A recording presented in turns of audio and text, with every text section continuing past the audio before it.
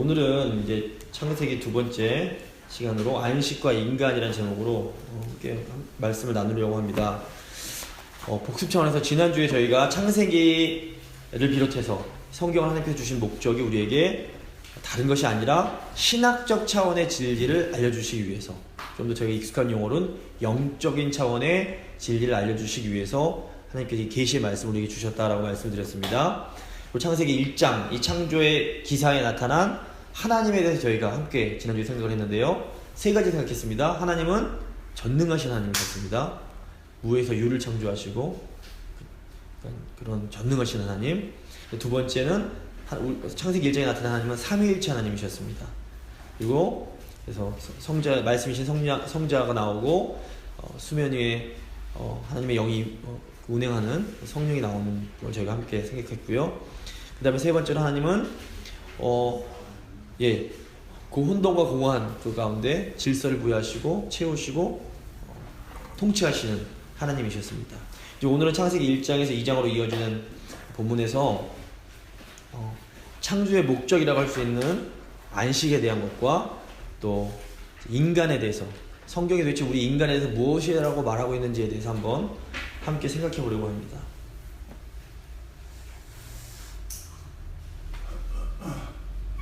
처음으로 들려주세요. 네, 여기. 예. 먼저 창조의 목적입니다. 창조에 나타난 안식의 중요성. 저희가 구약 성경, 특별히 모세 오경을 보시면 이 안식에 대한 내용이 굉장히 많이 나옵니다. 안식을 지켜라. 아시는 것처럼 10계명에서 4계명이 안식을 지키라는 계명이고, 이 특별히 이제 그 하나님께서 모세오경에서 율법을 주신 후에는 생뚱맞을 정도로 갑작스럽게 내용이 이어지지도 않는데 안식을 지키는 내용이 계속해서 나오는 것을 볼 수가 있습니다. 성경에서 안식을 굉장히 강조합니다. 그래서 이게 이 안식이 굉장히 중요하다는 것을 저희가 알 수 있는데, 창세기 처음 창조 때부터도 이 안식이 얼마나 중요한지가 나옵니다. 다음 장.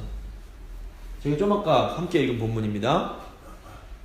하나님께서 창조를 6일 동안 마치시고 이 7일, 7째 날 되는 날에는 안식을 하십니다. 그리고 그날을 복주시고 거룩하게 하십니다. 근데 이제 6일 동안 창조를 보면 항상 창조가 맞춰지는 그런 마무리 져지는 문장이 있습니다. 자, 보시면 저녁이 되고 아침이 되니 첫째 날이니라. 저녁이 되고 아침이 되니 둘째 날이니라. 이런 식으로 한 날이 끝나면 이런 마치는 문장이 항상 나옵니다. 그런데 7일째 날에는 이런 마치는 문장이 없고, 대신에 계속해서 일곱째 날에 일곱째라는 말이 반복됩니다. 저 빨간색으로 해놨는데 창세기 2장 1절에서 3절을 보시면 일곱째 날에라는 말이 3번이나 반복이 됩니다.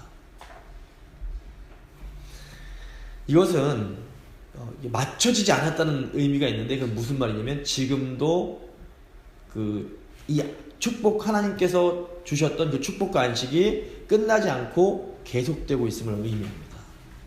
그러니까 지금이 바로 하나님께서 계속 우리를 복주시고 거룩하게 하사 안식하는 그 날이 계속되고 있다는 걸 강력하게 암시하는 겁니다. 7개가 3번 반복됨으로써. 그리고 이제 가만 보시면 지난 주에 저희가 생각했지만 첫째 날과 여섯째 날은 서로 이렇게 연결이 됩니다. 첫째 날은 넷째 날과 둘째 날은 다섯째 날과 셋째 날은 여섯째 날과 이렇게 서로 연결이 됩니다. 그런데 유독 이 7일날만큼은 다른 날과 전혀 연결되지 않고 독립적으로 되어 있습니다. 히브리 문학적 구조를 보시면 이 3, 3, 1 구조가 있어서 이 앞에 이 3, 3은 결국 1을 강조하기 위한 것임을 알 수가 있습니다. 결국 이 창조의 정점, 창조의 클라이막스가 바로 이 7일인 안식임을 저희가 알 수가 있습니다. 한마디로 왜 하나님께서 창조를 하셨나? 이 창세기 구조만 보면 안식을 위해서 창조하셨다라고 저희가 결론을 내릴 수 있습니다. 그래서 어떤 의미에서 창세기 1장은 창조 자체보다도 안식의 중요성을 말하기 위해서 창조를 소개하고 있는 것이다 라고 볼 수 있습니다. 그만큼 이 안식 개념이 굉장히 중요합니다. 자, 이제 안식의 의미에 대해서. 그렇다면 안식이 이렇게 중요한데 그럼 안식이 도대체 뭔가? 안식은 단순히 그냥 쉬었다는 휴식의 의미가 결코 아닙니다. 이걸 이렇게 하시면 굉장히 이제 성경을 잘 이렇게 오해하는 것입니다. 이 안식은 하나님께서 창조주로서 온 우주의 왕으로 이 안정 가운데 이 세상을 통치하기 시작하시는 것이 바로 안식입니다. 안식은 하나님과의 그런 관계 속에서 하나님의 통치를 받는 것이 안식입니다. 이제 좀 비유를 들자면 핸드폰을 안 쓰고 그냥 이렇게 놔둔다고 안식이 아닙니다. 충전기에 들어가 있어야지 이게 차지가 됩니다. 마찬가지로 우리가 하나님과 연결되어 있지 않고 일만 하지 않는다면 아무 의미가 없습니다. 일하지 않는 목적이 하나님과 관계를 깊이 맺기 위함인 것입니다. 그러니까 안식이 단순히 휴식이 아니라는 거예요. 왜냐하면 신약에 보시면 예수께서 안식일에 일을 하시거든요. 병자를 고치시고. 이건 뭐냐면 주의 일을 하는 것이 안식에 포함이 됩니다. 하나님의 다스림을 받는 것이기 때문에. 그래서 안식의 장소로서 주어진 에덴 동산이 하나님의 통치를 상징하는 성막과 아주 긴밀하게 연결이 됩니다. 다음 장. 자, 저 이제 보시면 굉장히 유사한 부분이 있습니다. 표로 정리를 해놨습니다. 일단 에덴 동산에 아담이 나오고 에덴 동산을 관리하는 사람이 아담이고 성막을 관리하는 사람이 이제 제사장 레위인이었습니다. 근데 이제 이때 나중에 이제 민수기나 이렇게 레위기 이런 걸 보시면 다스리다라는 뜻이 섬기다라는 게 아바드라는 단어가 있는데 지키다, 샤마르라는 히브리 단어가 있는데 아담이 이 다스리며 지킨다는 단어와 똑같은 단어를 사용합니다. 모세가 모세오경을 썼는데 제사장이 썼던 단어와 아담이 에덴 동산에 했던 단어를 똑같은 단어를 씁니다. 그러니까 이것은 아담의 에덴 동산에서의 임무가 성전에서의 제사장의 임무와 굉장히 유사한 것임을 저희가 알 수가 있습니다. 두 번째로 하나님께서 아담을 내쫓으신 후에 에덴 동산 동쪽에 그릇과 두루 도는 화염검을 둬서 지키게 하십니다. 이것도 성막과 구조가 동일합니다. 하나님의 성막의 그 지성소와 성소를 나눈 휘장 위에는 그룹들이 수놓아져 있어서 함부로 거기서 들어올 수가 없었습니다. 함부로 들어오다가는 죽게 됐습니다. 아론의 두 아들인 나답과 아비후가 그것을 무시하고 성소로 들어가려다가 성소에서 불이 나와서 둘을 삼키는 것을 저희가 알 수 있습니다. 또 세 번째로 에덴 동산과 성막의 입구 모두 동쪽에 나 있습니다. 하나님이 아담을 내어쫓 주실 때 동쪽으로 내어쫓 주십니다. 그리고 에덴에는 금과 호마노가 풍부했는데 성막의 주 재료 가운데서도 금이 있었고 또 제사장의 옷에는 그런 여러 가지 보석이 있었습니다. 이 금은 왕의 처소를 상징하기 때문에 이 에덴이 왕이신 하나님의 처소였음을 의미합니다. 또 에덴 동산 중앙에는 생명나무와 선악을 알게 하는 나무가 있었습니다. 그리고 성소의 가장 중앙에는 지성소가 있었고 그 안에는 언약궤가 있었으며 그 언약궤의 그런 덮개인 속죄소에서 하나님은 이스라엘 자손에게 말씀을 하십니다. 그리고 이제 에덴 동산에서 하나님은 임재하시고 그곳을 거니십니다. 성막도 마찬가지로 하나님께서 임재하셔서 행하시는 곳이었습니다. 레위기 26장 12절을 보면 나는 너희 중에 행하여 라는 말이 나옵니다. 이거 보시면 에덴 동산과 성막이 굉장히 유사한 구조되어 있습니다. 무엇을 의미하느냐? 창세기의 출애굽기를 모두 모세가 기록했음을 저희가 생각할 때 이런 일치는 결코 우연이 아닙니다. 하나님의 계시를 받은 모세는 에덴 동산과 성막의 유사성을 통해서 하나님의 그 안식의 의미를 우리에게 알려줍니다. 안식은 그냥 일하지 않는 것이 아니며 하나님께서 안식 안에서 모든 피조물을 다스리고 계신, 통치하고 계심을 의미합니다. 그래서 안식은 하나님과의 그런 바른 관계 속에서 하나님의 다스림을 받고 있는 상태가 안식입니다. 그냥 일하지 않는 건 그건 휴식이지 안식이 아닙니다. 인간은 이렇게 하나님 안에서 안식할 때, 하나님과 좋은 관계 속에서 하나님의 다스림을 받을 때만 비로소 인간으로서의 참된 의미와 가치를 경험할 수 있습니다. 요즘 많은 젊은이들의 문제가 꿈이 없어요, 비전이 없어요, 삶의 의미를 모르겠습니다 라고 말하는데 하나님 안에서 안식하지 못하기 때문에 그렇습니다. 이제 고대사를 이제 교회사를 배우다 보면 성 어거스틴이라고 아주 위대한 교부가 있습니다. 이분이 머리가 굉장히 똑똑해서 젊은 시절에 그냥 공부를 굉장히 많이 했습니다. 마니교라는 이상한 종교도 가입하고 정말 공부를 열심히 했는데 마음에 안식이 없었습니다. 그러다가 나중에 하나님을 만난 후에서야 참 안식을 얻고 이런 고백을 합니다. 인간의 영혼은 하나님께서 지으셨기 때문에 오직 하나님 안에서 안식할 때만이 비로소 진정한 만족을 얻을 수 있다. 이 인간이 정말로 그냥 행복하다, 정말 물질적인 것, 건강 이런 거 다 떠나서 내가 정말 행복하구나, 기쁘구나, 느낄 수 있으려면 하나님 안에서 안식해야만 합니다.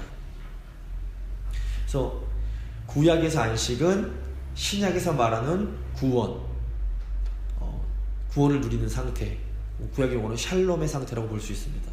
신약에서 구원을 구속, 영생, 하나님 나라 여러 가지 이제 언어로 표현하는데요. 어쨌거나 구약의 안식은 신약의 구원과 일맥상통한다고 볼 수 있습니다. 그래서 히브리서에 보면 안식에 들어가길 힘쓰라 이렇게 말을 하고 있습니다. 그러므로 안식을 기억하며 거룩하게 지키라는 이 10계명 400의 명령에서 강조되어야 할 것은 일하지 않고 뭐 이런 게 중요한 게 아니라 하나님과의 바른 관계를 유지하는 것, 이게 굉장히 중요합니다. 안식일 토요일이냐 일요일이냐 이것 때문에 뭐 유대인들 또 뭐 지금도 뭐 기독교 중에서 또 안식교도 있고 그런데 이런 것 때문에 싸우고 또 어떤 일을 하면 되고 어떤 일을 하면 안 되냐 이런 것들은 사실상 안식일에 있어서 부수적인 것들입니다. 성경의 목적이 신학적 진리를 알려주는 것임을 잘 모르기 때문에 성경을 자꾸 문자적으로 해석하다 보니까 본질적이지 않은 비본질적인 것에 매여서 이런 어떻게 보면 소모적인 그런 다툼들이 자꾸 일어나게 된 것입니다. 그래서 창세기에서 나타나는 창조가 우리에게 보여주려는 이 안식의 핵심은 우리가 하나님과의 바른 관계 속에서 하나님의 온전한 다스림을 받고 있는가 하는 것입니다. 그래서 하나님과의 그런 온전한 관계 속에서 하나님 말씀에 순종하고 있는 상태가 안식입니다. 굉장히 이게 중요합니다. 통치란 것은 하나님은 통치하시고 인간 입장에선 순종하는 것입니다. 그러므로 우리가 하나님께 불순종하는 상태에서는 절대로 안식이란 있을 수가 없습니다. 아담과 하나님께 불순종했기 때문에 안식을 잃어버리고 안식의 장소인 에덴 동산에서 쫓겨나게 됩니다. 이스라엘이 하나님께서 주신 그 안식의 땅 가나안 땅에서 불순종할 때 그 안식을 잃고 쫓겨나게 됩니다. 그래서 말씀에 불순종하는 사람은 절대로 하나님께서 우리에게 주시고자 하시는 그 안식을 누리지 못합니다.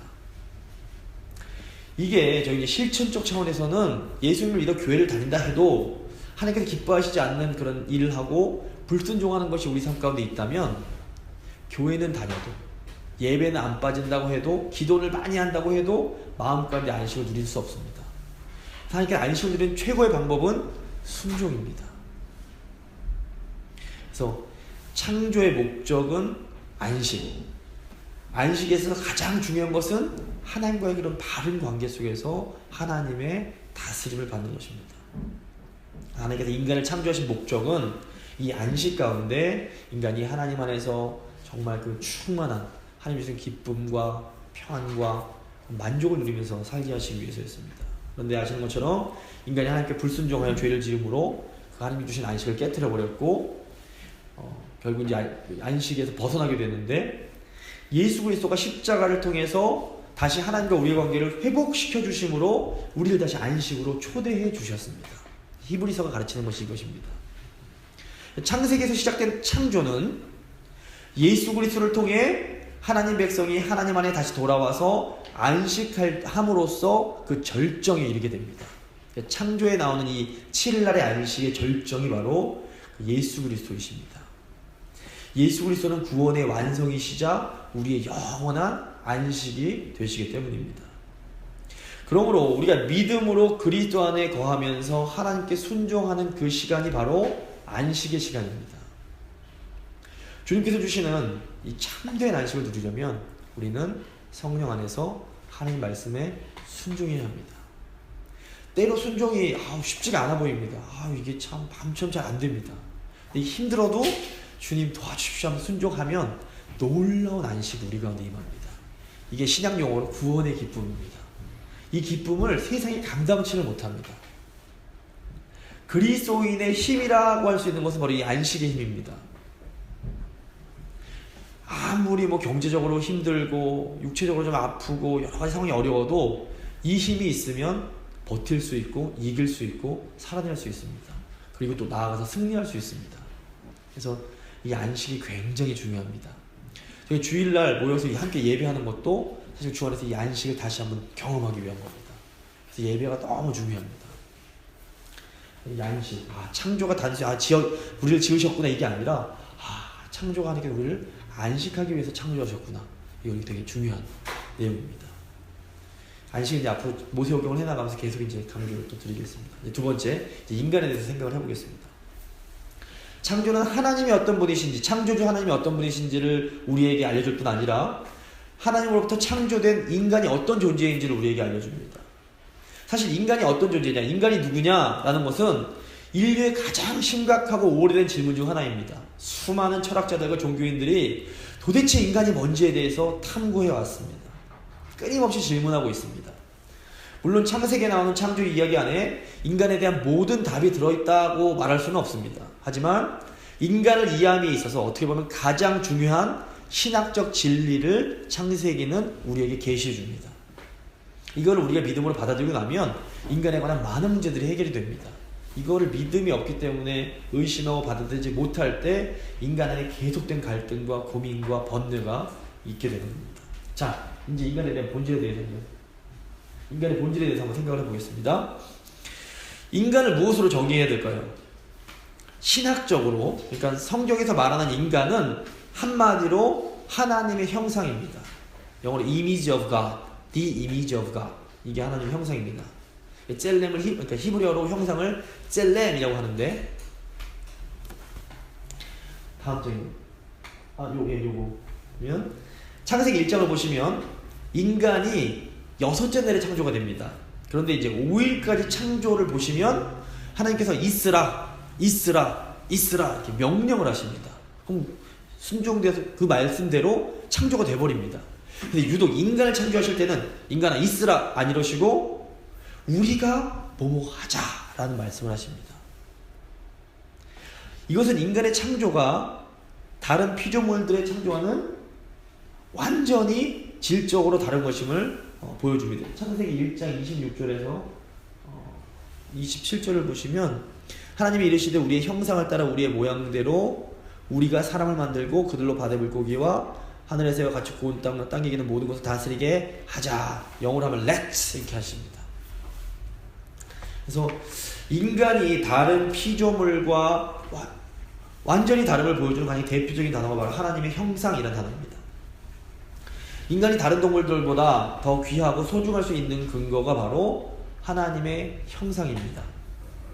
만약에 인간이 아무런 목적도 없이 진화된 존재라면 인간이 다른 동물들보다 더 존귀하다고 주장할 어떤 근거가 없습니다. 서양의 그 인권 개념, Human Rights 개념이 바로 이 하나님의 형상에서 처음에 시작이 됐습니다. 그래서 기독교의 역사가 오래된 그런 나라들을 보면 인권이 굉장히 발달이 되어 있습니다. 이제 중국 같은 경우에는 기독교가 이제 들어간 지가 사실 얼마 안 됐는데 중국은 사람 목숨을 굉장히 쉽게 그냥 죽입니다. 뭐 마약만 해도 죽이고 마약 밀수하면 거기 사형을 아주 쉽게 합니다. 그래서 뭐 법이 좀 잘 다져진다고 말할 수도 있겠지만 생명을 별로 그렇게 존귀하게 생각하지 않습니다. 뭐 공사주의 국가 특별히 더더욱 무신론에서 비롯됐기 때문에 생명을 존귀하게 여기는 것이 없습니다. 근데 이제 유럽이나 이렇게 기독교 국가들 같은 경우 보면 지금 막 기독교가 쇠퇴했다고 해도 그 깊은 뿌리 가운데 인간의 생명을 존중하는 것들이 있습니다. 그런데 이제 요즘 이제 유럽 국가들, 뭐 미국을 포함해서 이런 나라들이 세속화되면서 그 인간의 인권의 근거를 잃어버리고 있습니다. 그래서 인간이 소중하다, 인간이 존귀하다 이렇게 주장하고 싶긴 한데 하나님을 버리고 나니까 인간이 왜 존귀한지를 증명할 수 있는 그런 방법이 사라져 버렸습니다. 어떻게 보면 이게 이제 하나님을 떠난 서구 사회의 한계라고 볼 수 있습니다. 딜레마입니다. 인간이 중요하다 말하고 싶긴 한데 하나님이 계셔야 하나님의 형상이기 때문에 인간이 존귀하다라고 말할 수 있는데 하나님을 버리고 나니까 인간은 존귀한데 근거가 없습니다. 진화론을 주장하면서 다 진화된 거라면 어떻게 보면 운이 좋은 거지 더 존귀한 근거는 될 수 없습니다. 다른 종들보다 더 빨리 이렇게 됐다면. 그래서 이제 이게 서구의 한계입니다. 자, 그렇다면 하나님의 형상이라는 것의 그 의미가 뭘까요? 이제 보통 전통적으로 하나님 형상의 의미에 대해서 세 가지로 설명을 해왔습니다. 하나는 실체적 관점이라는 게 있습니다. 이게 좀 말이 어려운데 무슨 말이냐면 인간이 하나님의 형상을 가졌다는 겁니다. 실제로 갖고 있다는 겁니다. 그게 하나님 형상이 뭐냐? 영성, 이성, 도덕성, 창조성 이런 것들은 다른 동물들에는 없고 인간에게 있는 속성이라는 겁니다. 근데 이게 어디서 왔느냐? 하나님으로부터 왔다는 겁니다. 그래서 영성이 있고 무덤을 만드는 건 인간밖에 없습니다. 전 모든 종족 중에서 무덤을 만드는 건 인간밖에 없어요. 사후 세계를 생각하는 건데 그게 인간의 영적인 존재임을 우리에게 보여줍니다. 이성, 생각하는 능력, 도덕성, 그다음에 창조성. 게하르더스 보스라는 아주 유명한 신학자가 하나님 형상은 이것이다라고 말을 했습니다. 인간만이 다른 동물과 달리 영적이고 생각하고 도덕성이 있고 창조할 수 있는데 이것은 하나님을 닮았기 때문이다라는 주장입니다. 두 번째, 관계적 관점에서 또 하나님 형상을 해석한 게 있는데 이거는 인간만이 하나님과 더 독특한 아주 특별한 관계를 맺는다. 하나님과 아주 특별한 관계를 맺기 때문에 이 관계를 우리가 하나님의 형상이라고 볼 수 있다라는 겁니다. 이거는 칼바르트라는 신학자가 말한 겁니다. 실제로 인간은 하나님의 피조물로서 아주 매우 관계적인 존재입니다. 그런데 우리 인간이 어떤 물질의 소유자가 아니라 하나님의 것을 관리하는 청지기로 살아갈 때 인간은 비로소 진정한 존재와 행복을 누릴 수 있습니다. 그러니까 인간이 하나님이 맡겨주신 것을 인정하고 겸손하게 관리자로 살 때 행복합니다. 이게 다 내 거다 라고 생각하기 시작하면 그것을 지키려고 하다가 참된 행복을 잃어버리게 됩니다. 잘 아시는 것처럼 크리스마스 캐롤이라는 책에 그 스크루지 영감 아시죠? 이 사람이 다 자기 거라고 생각하니까 자꾸 지키려다 보니까 점점점 행복을 잃어버리고 불행한 삶을 살게 됩니다. 그래서 인간이 관계적인 관점이라는 게 세 번째로 기능적 관점. 이건 뭐냐면 하나님의 형상이 뭐냐? 인간이 하나님의 형상이란 건 인간이 하나님을 대신하는 대리 통치자로서 세상을 정복하며 다스리는 존재라는 겁니다. 그래서 원래 하나님께서 통치하시는 분인데 인간이 하나님을 대리해서 통치하는 그 기능이 바로 하나님의 형상이라는 겁니다. 이 세 가지 관점은 어느 거 하나만 맞다가 아니라 이 세 가지 다 종합해서 합쳤을 때 우리가 하나님의 형상으로서 인간의 본질을 좀 잘 알 수가 있습니다. 여기 중요한 건 뭐냐면 저희가 정말 그리스도인이라면 우리는 모든 인간들을 하나님의 형상으로 대우해야 합니다. 만약에 인간이 어떤 그런 재능 때문에 가지고 있는 어떤 힘이라든가 쓸모가 있기 때문에 인간이 존귀한 거라면, 예를 들어서 이렇게 장애를 갖고 태어난 사람들 같은 경우에는 쓸모가 없기 때문에 존엄하지 못하고 인간으로서 가치가 없다라고 말할 수 있습니다. 하지만 저희는 그렇게 말할 수 없습니다. 인간은 어떤 인간이든 하나님의 형상이기 때문에 그 자체로 존귀하다, 소중하다. 인종과 종교와 모든 걸 다 초월해서 인간 한 명 한 명이 다 하나님의 형상을 담지하고 있는 아주 소중하고 존귀한 존재들이다. 이걸 저희가 볼 수 있습니다. 그리고 우리 자신을 생각할 때에도 나는 하나님의 형상대로 지음받은 존재다 라고 우리 스스로를 존귀하게 여겨야 하고 또 존귀한 자답게 살아가야 합니다. 우리 디그니티, 이 존엄, 이게 굉장히 하나님 형상이란 걸 정말 믿음으로 받아들일 때 나를 대하는 태도, 이웃을 대하는 태도, 우리 가족을 대하는 태도가 완전히 달라질 수 있습니다. 자, 다음에 이제 인간의 사명입니다. 하나님께서 왜 인간을 하나님의 형상대로 창조하셨는가? 창세기 1장 28절입니다. 제가 한번 이건 함께 읽어보면 좋을 것 같습니다. 읽겠습니다. 하나님이 그들에게 복을 주시며 하나님이 그들에게 이르시되 생육하고 번성하여 땅에 충만하라. 땅을 정복하라. 바다의 물고기와 하늘의 새와 땅에 움직이는 모든 생물을 다스리라 하시니라. 하나님은 인간에게 복을 주시면서 생육하고 번성하고 땅에 충만하고 땅을 정복하며 피조물을 다스리라 라고 하십니다. 하나님께서 보시면 인간을 창조한 다음에 복을 주십니다. 이 복을 주신 목적이 뭐냐면 하나님으로부터 복을 받아서 그 복을 가지고 이 세상을 잘 다스리라는 겁니다.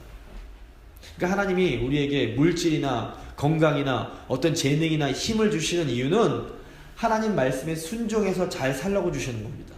그런데 하나님이 주신 것들을 가지고 하나님 말씀에 순종하지 않고 내 멋대로 불순종하면서 막 살려고 하면 하나님께서 주신 그 복이 아니라 저주로 바뀝니다. 건강하다고 무조건 좋은 게 아닙니다. 건강하고 이 건강한 몸 갖다가 이상한 짓 하는 사람이 많이 있고, 돈이 많다고 좋은 게 아닙니다. 돈이 많다고 그 돈 갖다가 이상한 행동, 이상한 죄를 마구마구 짓는 사람들이 많이 있습니다. 권력이 참 좋지만 권력이 하나님 뜻대로 사용되지 않을 때는 굉장히 큰 위험한 요소가 될 수 있습니다. 그래서 복이 정말 복이 되려면 하나님 뜻에 순종해서 그 말씀대로 살아가야 합니다. 자, 우리는 하나님의 복을 받아서 하나님 뜻대로 하나님의 대리 통치로 세상을 다스려야 하는데 어떻게 다스려야 되는가? 다음 장입니다. 창세기 2장 15절에 우리가 하나님의 형상으로서 어떻게 세상을 다스려야 될지 나옵니다. 2장 15절 함께 읽겠습니다. 사람을 이끌어 에덴 동산에 두어 그것을 경작하며 지키게 하시고, 여기서 경작하다라는 단어를 영어로 번역을 하면 cultivate이 됩니다. 근데 이 culture, 문화라는 단어가 이 cultivate에서 나옵니다. 그래서 자연을 인간이 이렇게 경작을 하는데 이 자연을 경작해서 나온 그 결과물이 바로 문화입니다. 그리고 이제 지키라라는 말은 이제 이게 샤마르 아까 말씀드린 건데 그 잘 가꾸고 take care of, 영어로 take care of, 잘 가꾸고 돌본다는 그런 뜻입니다. 그러니까 인간은 하나님께서 만드신 이 피조물들을, 이 자연을 잘 가꾸고 돌보고 그것을 가지고 문화를 만들어내는 그런 책임을 가지고 있습니다. 그래서 하나님 형상으로서 인간의 사명, 인간의 책임은 하나님이 창조하신 자연으로 문화를 만들어내는 겁니다. 문화란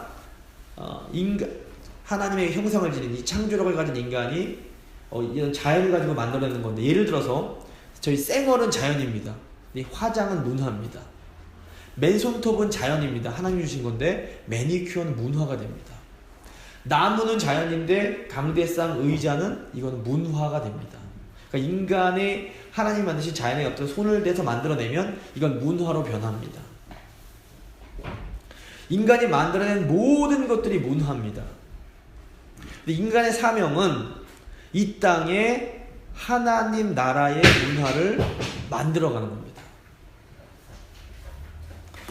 근데 인간이 타락해서 죄를 지음으로 하나님의 뜻과 정반대되는 성경에서 말하는 세상의 문화를 만들어 왔습니다. 그러니까 이 세상의 문화는 한마디로 하나님을 반역하는 문화입니다. 그래서 바벨탑처럼 자기 성을 쌓는 문화, 애굽, 바벨론의 문화로 대표되는 문화들입니다. 자기중심적이고 그런 문화를 세상 문화라고 볼 수 있습니다. 하나님께서 타락한 세상 속에서 아브라함을 부르시고 이스라엘을 부르시고 율법을 주신 이유가 바로 이것입니다. 하나님은 이스라엘이 하나님 말씀인 율법에 순종해서 하나님께 대항하는 이 악한 세상 문화와 정반대되는 정말 아름다운 그 하나님 나라의 문화, 하나님의 그 가치관이 담긴 그런 문화들을 만들어가길 원하셨습니다. 교회가 해온 것이 이제 이겁니다. 교회는 하나님께서 기뻐하신 아름다운 문화를 계속해서 만들어 왔습니다. 완벽하지 못하지만 그래도 교회에서 그런 아름다운 문화들을 만들어 왔습니다. 제가 이제 그 문화에 대해서 이제 다음 주에 좀 더, 원래 오늘 하려고 했는데 시간이 그럴 것 같아서 다음 주에 좀 더 자세히 우리가 어떤 문화를 만들어 가야 되는지 말씀을 좀 드리겠습니다. 자, 이제 성경이 가르치는 인간의 한계에 대해서 생각을 해보겠습니다. 다음입니다. 자, 하나님은 하나님의 형상대로 인간을 창조하셔서 인간을 통해 세상을 다스리시는데요. 자, 인간은 하나님도 아니지만 동시에 동물도 아닙니다. 여기서 이제 갈등과 유혹이 시작이 됩니다. 인간은 하나님이 되려고 해서도 안 되지만 그렇다고 또 동물이 되려고 해서도 안 됩니다. 맨 끝에는 하나님이, 거룩한 하나님이 하나님 형상이기 때문에 하나님을 닮은 구석이 있습니다. 그런데 동시에 흙으로, 먼지로 창조되었기 때문에 동물과 닮은 부분이 있습니다. 창세기 혹시 보실지 모르지만 동물도 흙으로 창조가 되었습니다. 그래서 인간에게 이런 이중성이 있습니다. 인간의 하나님의 형상으로서의 그런 존귀한 부분이 있고 또 흙으로 창조된 존재로서의 아주 나약함이 있습니다. 인간이 그래서 이런 모순적인 부분을 가지고 살아갑니다. 너무너무 아름다운 부분이 있고 너무너무 연약한 부분이 있습니다. 이 둘 모두 인간입니다. 그래서 저희가 진짜 인간으로 살려면, 진정한 인간으로 살아가려면 하나님의 형상이면서도 동시에 우리는 창조된 피조물이라는 것을 잊어서는 안 됩니다. 이 이중성. 이것을 잊어버릴 때 사람들은 자신이 하나님이 되려고 하거나 마치 다른 사람을 하나님처럼 섬기고 싶어 합니다. 그래서 한국 보니까 박정희 대통령이 뭐 잘한 게 있었겠지만 박정희 대통령 막 우상시하는 막 이런 그런 예배를 박정희 대통령 사진을 올려놓고 예배 교회에서 그런 걸 보고 제가 깜짝 놀란 적이 있습니다. 뭐 북한이나 뭐 이런 데 같은 경우에는 김일성 동상을 세워놓고 인간을 우상합니다. 이게 이 하나님의 진리. 인간은 신이 될 수 없다는 거, 하나님이 될 수 없다는 걸 망각했기 때문입니다. 이렇게 또 자기가 신이 되려는 사람들은 다른 사람들을 마구 도구 취급합니다. 뭐 개, 돼지 취급하면서 아무것도 자기가 신격화되기 때문에 다른 사람들을 함부로 생각합니다. 근데 우리가 반면에 또 이제 하나님을 아예 인간의 한 형상을 포기한 사람들은 동물처럼 막 육신의 그런 쾌락대로 그냥 정욕대로 막 살아가려고 합니다. 뭐 그냥 원하는 건 그냥 다 하고 싶어 합니다. 해도 된다고 또 주장하고, 이런 우리가 이 인간이라 함은 이 양극단을 피하는 것이 인간답게 사는 것입니다. 어떻게 피할 수 있는가? 말씀에 순종할 때 우리는 인간이 우상화되는 것도 막을 수 있고 인간이 어떤 물질처럼 대상화되는 것도 막을 수가 있습니다. 그래서 인간은 신이 되려고 해서도 안 되고 동시에 어떤 도구처럼 취급을 받아도 절대로 안 됩니다. 이 긴장이 있지만 이 긴장 가운데 사는 것이 바로 거룩한 삶입니다. 나중에 레위기 때 제가 또 이제 말씀을 드리겠지만 성경에서 거룩의 핵심적 개념이 뭐냐면 양극단을 피하는 겁니다. 한쪽에서는 자꾸 하나님처럼 되려고 하는 극단이 있고 한쪽에서 자꾸 짐승처럼 살리는 극단이 있습니다. 근데 하나님처럼 성막에 너무 가까이 가도 죽고 성막에서 너무 멀어져도 죽습니다. 거룩은 이 중간을 유지하는 겁니다. 내가 하나님도 아니지만 또 짐승도 아니라는 것. 이게 우리 인간이라는 것을 인정하면서 겸손하게 말씀에 순종하며 살아가는 것입니다. 자, 이제 인간 삶의 원리입니다. 자, 그럼 인간의 삶의 제가 아까 본문을 인간은 하나님의 형상대로 창조됐고 2장 7절에서 흙으로 지어졌다는 이 두 가지가 인간의 모습이고, 다음 장. 자, 인간의 삶의 원리입니다. 그럼 인간은 어떻게 살아야 되느냐? 인간 삶의 원리는 자유와 복종입니다. 인간이 가장 인간답게 살기 위한 하나님께 세우신 원리는 자유와 복종입니다. 모순되는 것 같지만 그렇지 않습니다. 자, 창세기 2장 16절을 보시면 하나님께서 동산의 각종 나무를 임의로 먹되 자유롭게 먹되 네 마음대로 먹됩니다. 자유가 주어졌습니다. 동시에 2장 17절을 보시면 선악을 알게 하는 나무에 먹지 말라. 금지 명령이 주어졌습니다. 그래서 인간은 하고 싶은 것을 할 수 있는 자유가 있습니다. 동시에 인간은 하나님 말씀에 복종해야 할 책임이 있습니다. 그래서 창세기 2장 16절에서 17절은 이게 하나님 나라의 일종의 헌법이라고 볼 수 있습니다. 가장 큰 법. 복종과 자유. 어떤 한계 내에서 자유를 누리는 것입니다. 저희가 이게 자유하면, 요즘 특별히 젊은 사람들은 자유하면 어떤 구속, 무조건 없는 것이, 그냥 어떤 막는 것이 없고 그냥 무한한 자유를 생각합니다. 하지만 이게 자유가 아니라 방종입니다. 끈떨어진 연이 자유롭다고 말할 수 없는 것처럼 어떤 한계선이 없는 자유는 자유라고 말하기가 힘이 듭니다. 제가 중국에 가서 처음에 차를 탔는데 중국에는 벌써 몇십 년 전이기 때문에 중앙선이 없는 고속도로가 있었습니다. 와, 근데 이제 이게 자유로운가 할 때는 정말 불안했습니다. 중앙선이 있는 게 우리를 구속하는 것이긴 하지만 동시에 우리에게 더 안전한 자유를 허락해 줍니다. 인간에게는 어떤 틀, 경계선이 필요합니다. 아이들이 부모가 없을 때 더 자유를 느낄 것 같지만 그렇지 않습니다. 아이들 보면 놀다가도 부모가 있나 한번 쳐다봅니다. 부모의 시선이 머물러 있으면 더 신나게 놉니다. 이게 부모의 그런 시선이 한계선이 되어주기 때문입니다. 또 이 결혼을 생각해도 총각때가 더 자유로울 것 같은데 어떻게 생각하면 결혼하면 훨씬 더 자유롭습니다. 총각때는 이거 신경 쓸 게 참 많습니다. 결혼을 딱 하고 나면 선이 딱 그어지기 때문에 거기서 오는 자유가 아주 놀랍습니다. 사람은 또 어떤 탁 트인 밖에 있을 때 더 자유로운 게 아니라 어떻게 보면 역설적이지만 작은 자기 방 안에 들어가 있을 때 더 큰 자유를 느끼기도 합니다. 옷도 마음대로 벗을 수 있고 이상한 짓을 해서 누가 뭐라고 할 사람도 없고. 그래서 이 인간에게는 하나님의 말씀이, 인간적인 차원에서 제가 여러 가지 예들을 말씀드렸는데 인간 본질 차원에서 봤을 때 인간에게는 하나님의 말씀이라는 그 기준이 필요합니다. 선악과라는 기준, 이 기준 넘지 말아야, 인간으로서 넘으면 안 된다는 어떤 선, 이게 인간을 구속하는 것 같지만 사실은 인간에게 참된 자유를 주는 것입니다. 이 기준이 없을 때, 이 질서가 없을 때 인간은 다시 혼돈과 공허로 빠져들 수밖에 없습니다. 저 요즘 미국 사회를 보면서 이 기준을 잃어버렸을 때 찾아오는 다시 그 혼돈으로 들어가는 것 같이 많이 그런 느껴집니다. 남녀의 기준도 없어지고 도대체 이런 혼란 가운데 저희 이럴수록 남들을 막 정죄할 것이 아니라 우리가 기준을 분명하게 세우고 살면 됩니다. 그러면 혼돈하는 사람들이 오히려 보면서 저렇게 아름다운 삶이 있구나. 실제로 제가 이제 책에서 읽었는데 히피 문화가 한참 발전했을 때 막 그때 혼돈 막 많았었는데 이 히피의 자녀들이 기독교들이 엄청 많이 됐답니다. 부모의 삶을 보면서 도대체 이게 삶이야? 회의를 많이 느끼다가 정죄되고 딱 질서 있는 삶을 보면서 이게 진짜 인간다운 삶이구나 하고 독실한 크리스천들이 되는 경우가 많이 있다고 합니다. 그리고 뭐 잘 아시는 내가 왜 기독교가 아닌가 라는 버트란트 러셀이라는 철학자가 있습니다. 그 철학자의 딸이 굉장히 독실한 크리스천입니다. 이 아버지가 딸을 기를 때 자유롭게 살라고 막 빨가벗게 해서 놀게 하고 막 이랬답니다. 근데 딸이 어렸을 때 그게 아버지는 자유를 누리게 원해서 이렇게 했는데 딸의 입장에서 그게 자유가 아니라 이상한 걸로 느껴졌던 것 같습니다. 그래서 자, 이제 마지막으로 시간이 많이 없기 때문에 선악과, 생명나무와 선악과. 저희가 생명나무와 선악과가 동산 중앙에 있었습니다. 이제 이게 뭘 의미하느냐? 이게 바로 인간이 넘으면 안 되는 하나님께서 주신 경계선입니다. 경계선은 우리에게 축복입니다. 저희가 하나님 우리 골탕 먹이시려고 선악과를 만드신 거야? 안 만드시면 좋았잖아. 이거는 사실 초등학교 같은 질문이에요. 저 사실 어릴 때 그런 질문 참 많이 했는데 초등학생들의 질문입니다. 이 선이 있어야 비로소 하나님과 인간이 구분이 되고 인간이 인간답게 살 수 있습니다. 이 선을 없애려고 할 때 인간 피조물인 주제에 자꾸 하나님이 되려고 하다가 인간이 망하는 길로 가게 됩니다. 자, 사실 생명나무와 선악과는 식물로 주어진 것이 아닙니다. 어떻게 알 수 있냐면 이 나무들은 에덴 동산, 하나님의 주신 안식의 공간 에덴 동산에서 하나님의 영역을 상징하는 일종의 표징으로 주어진 것입니다.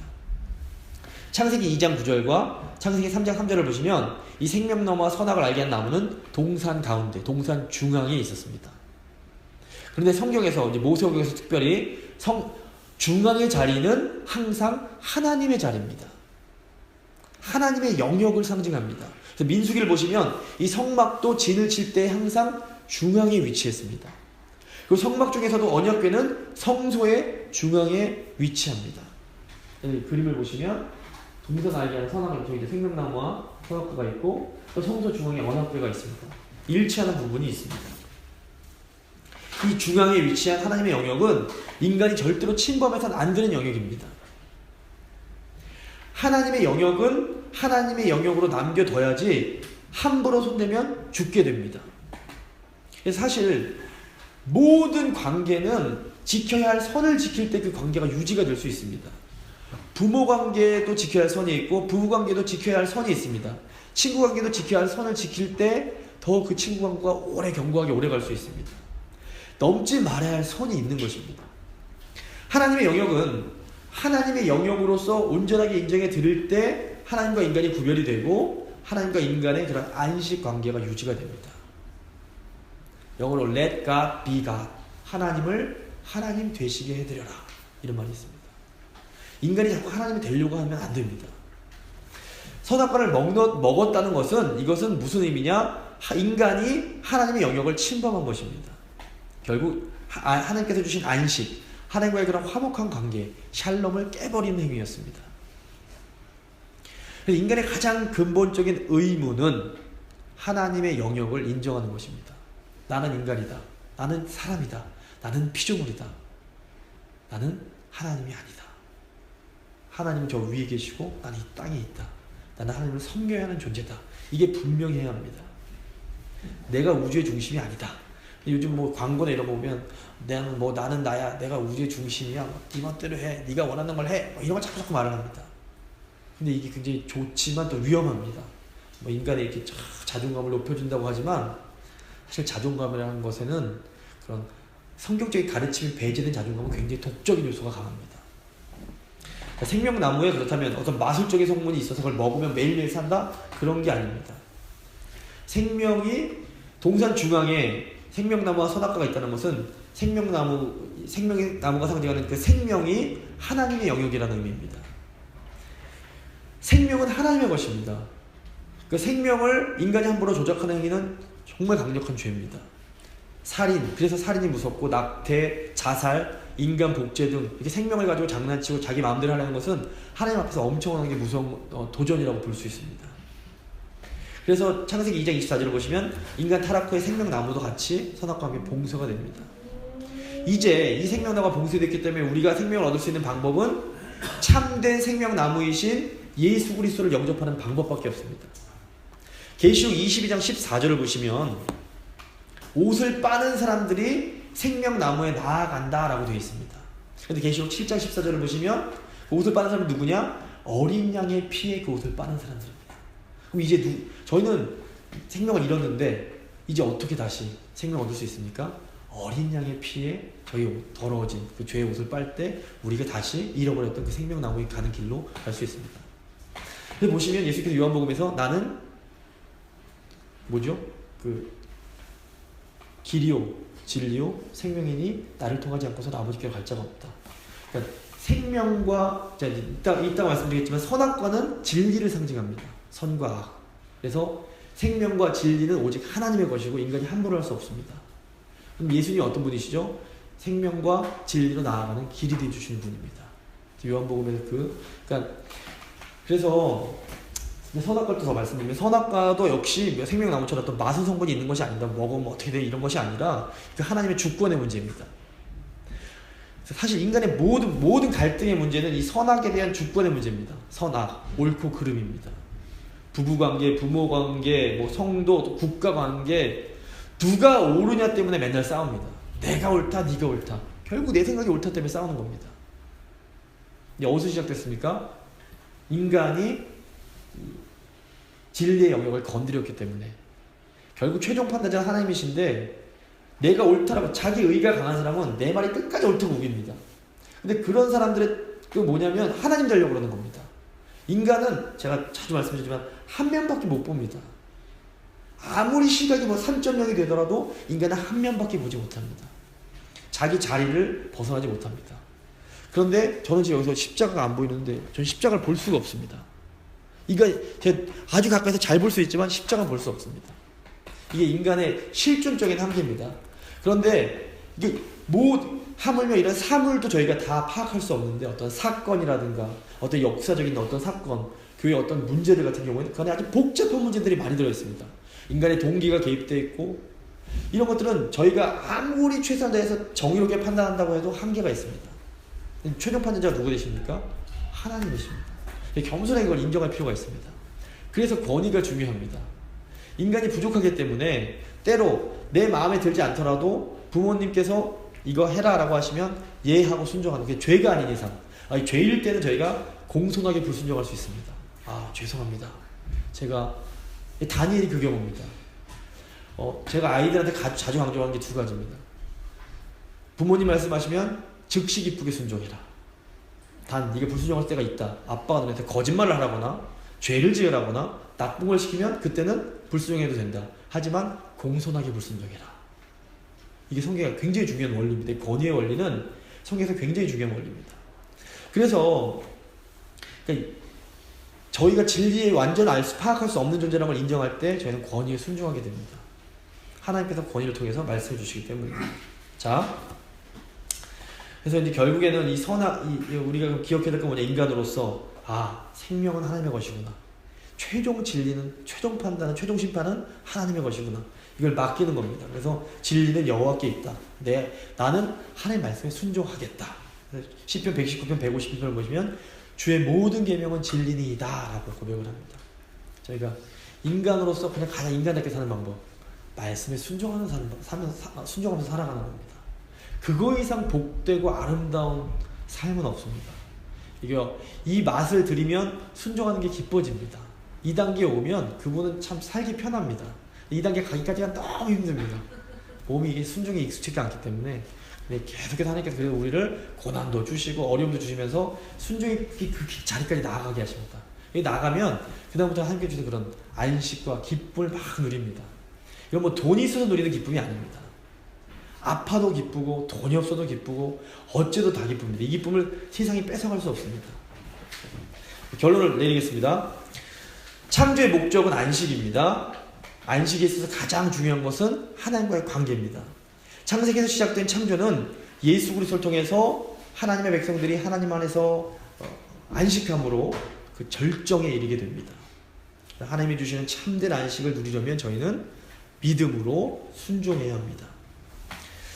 두 번째, 이제 인간에 대한 부분에서, 인간은 하나님의 형상입니다. 인간이 하나님의 형상이라는 사실은 모든 사람이 존귀하며 존중받을 자격이 있음을 의미합니다. 하나님의 형상대로 하나님께서 인간을 창조하신 것은 인간이 하나님이 만드신 그 자연으로 하나님께서 원하시는 문화를, 아름다운 문화를 만들어가게 하시기 위해서입니다. 인간은 하나님의 형상이며 동시에 흙으로 지음받은 피조물입니다. 그래서 인간은 신이 되려고 해서도 안 되고 또 짐승처럼 되려고 해서도 안 됩니다. 항상 인간다운 모습을 지켜야 합니다. 인간다운 모습을 지키는 가장 중요한 방법은 하나님 말씀에 복종하면서 그 안에서 주시는 자유를 누리는 것입니다. 그래서 생명나무 선악과가 우리가 넘어서는 안 되는 하나님의 영역이 있음을 우리에게 알려줍니다. 자, 이제 오늘 제가 준비한, 원래는 사실 그 교재는 좀 더 했는데 이거까지 하면 너무 길어질 것 같아서 제가 다음 주에 결혼과 함께 이제 성경에서 제시하는 결혼과 문화를 창조하는 것과 그 가정을 이루는 것이 굉장히 밀접한 관련이 있습니다. 창세기 이제 2장 16절 17절 보시면 이름 붙이는 것과 결혼과, 그래서 가정이 너무너무 중요합니다. 그거에 대해서 이제 다음 주에 계속해서 공부하도록 하겠습니다. 이 시간 한 1, 2분간만 오늘 함께 공부한 내용 가지고 좀 기도했으면 좋겠습니다. 저희가 안식을 놓고 기도하자. 하나님, 제가 불순종해서 안식을 누리지 못한 사람들이 있었습니다. 정식으로 고백하면서, 하나님, 저의 그런 연약함을 긍휼히 여기시고 저의 그런 못된 교만함, 그래서 불순종했던 그런 것들 용서해 주시고 이제 순종함으로 하나님께서 우리에게 예비하신 그 주고 하신 그 참된 안식, 그 샬롬의 기쁨을 누리는 삶을 살 수 있게 해주십시오 라고 기도하시고, 또 하나는 하나님, 저희가 하나님 형상입니다. 하나님의 형상답게 정말 하나님이 주신 그런 재능을 사용해서 아름다운 문화, 그런 정말 선하고 진실되고 선하고 아름다운 그 문화를 잘 이루어가는 저희가 될 수 있게 해달라고 한번 1, 2분간 한번 간절히 기도하고 주기도문하고 마치겠습니다. 기도하시겠습니다.